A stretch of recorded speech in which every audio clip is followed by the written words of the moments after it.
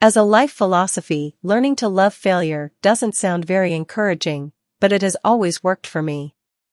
Failure is as much a part of life as success, and, although in today's world we are taught to worship success, usually financial success, in my opinion we can learn a great deal more from failure.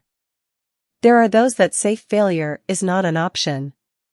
For me, it is a prerequisite for success. Success on its own is boring. Success is either proving that you can do something that you already know you can do, or doing something correctly the first time, which is usually a fluke.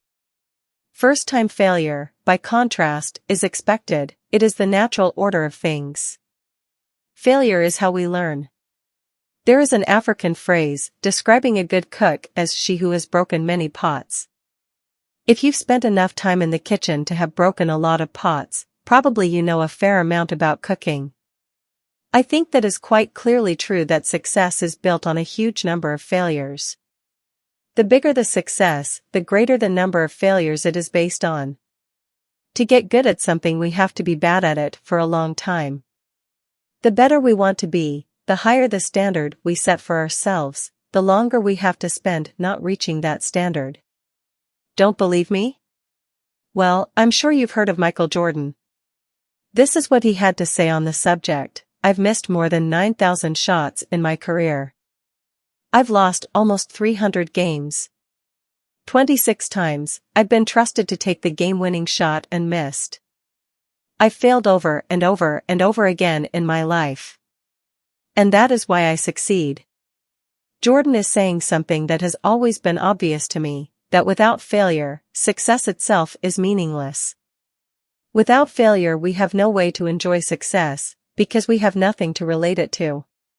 With that in mind, enjoy your failures. They will make any success that you have much sweeter. As novelist Truman Capote once said, failure is the condiment that gives success its flavor.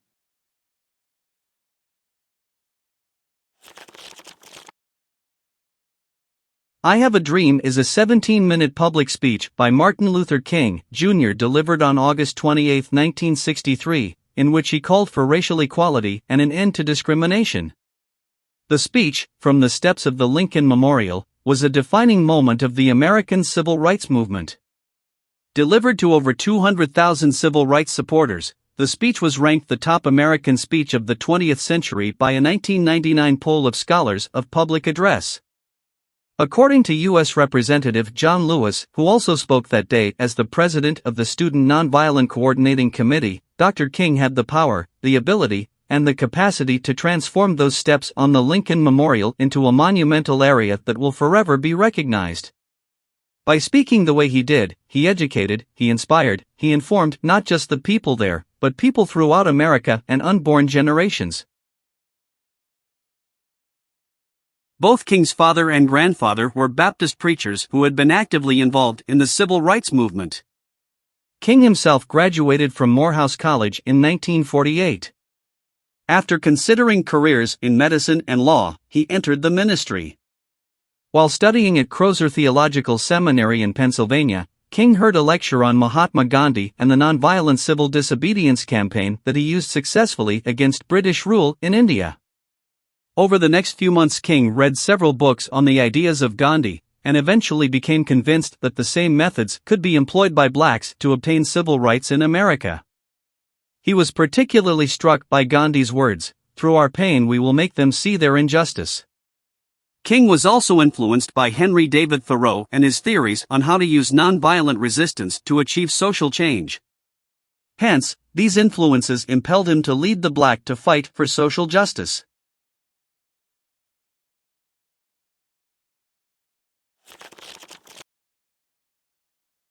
Clichés generally get a reputation. It's because they are expressions so overused that they reveal no personality on the user's part, or rather, his lack of personality. But let's face it, there are many situations in life where it is hard to be original or honest. Congratulations!